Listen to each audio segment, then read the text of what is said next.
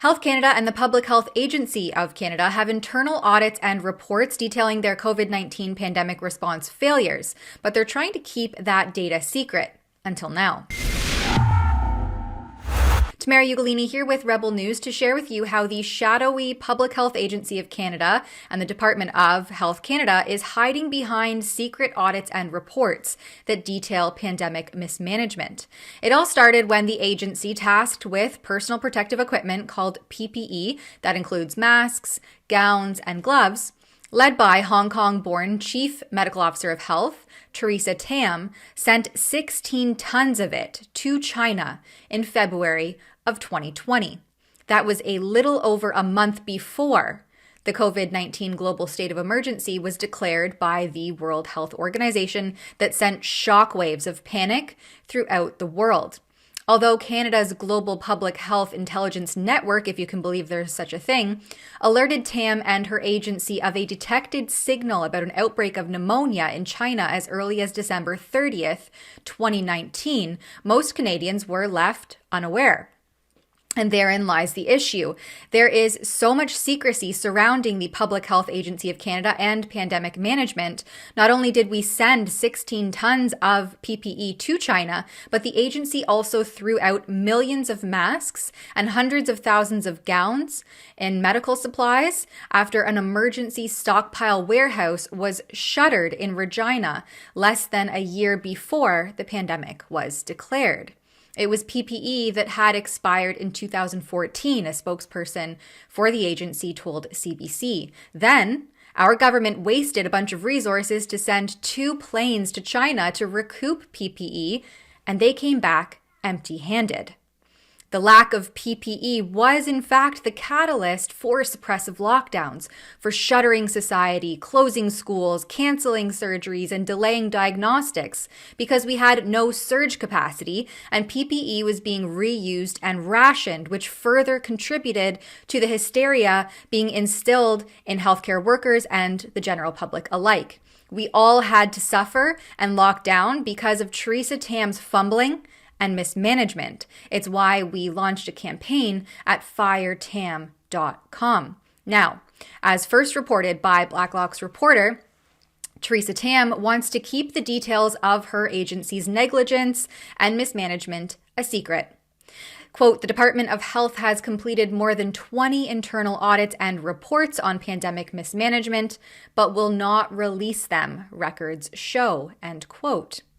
That Blacklock's article details a November 1st ministerial briefing itemizing an overview of Canada's health portfolio.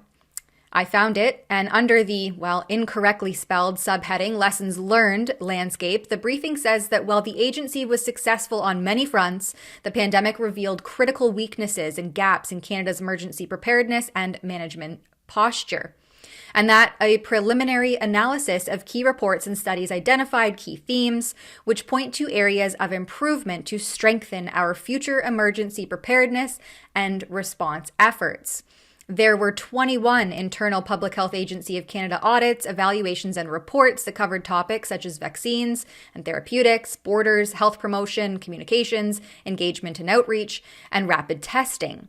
Since those are internal documents that have not been released publicly, but I believe they are of great public interest, I'm immediately filing an access to information request to obtain those very documents and audits. And if you would like to support that work and stay up to date for the report as it comes out, when the documents are released, then please chip in if you're able to at rebelinvestigates.com. And there you can also sign up for our mailing list so you can be in the know when those documents become available.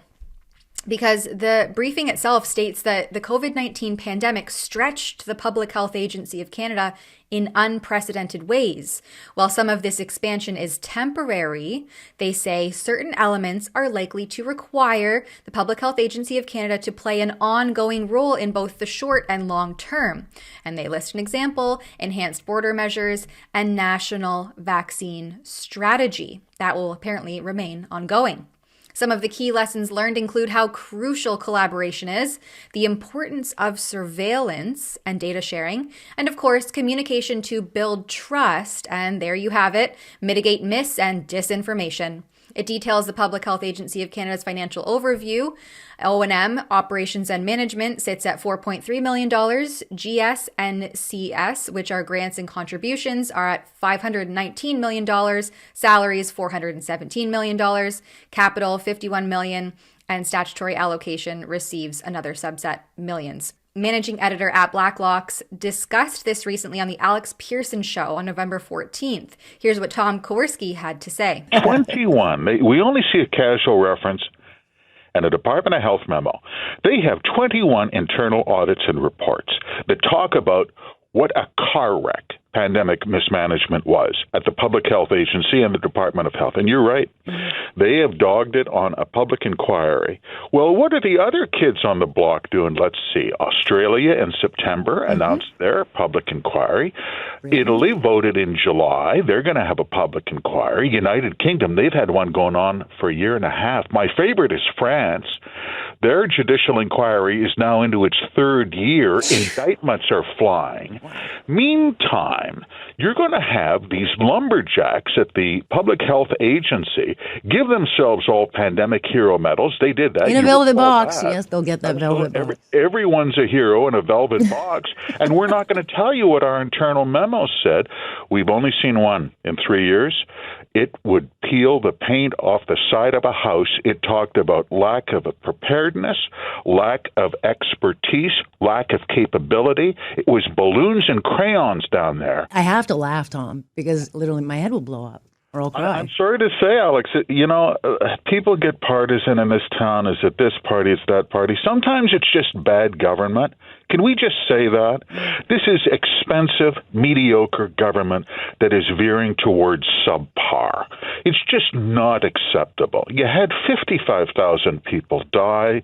The economy tanked. The feds borrowed and spent $500 billion.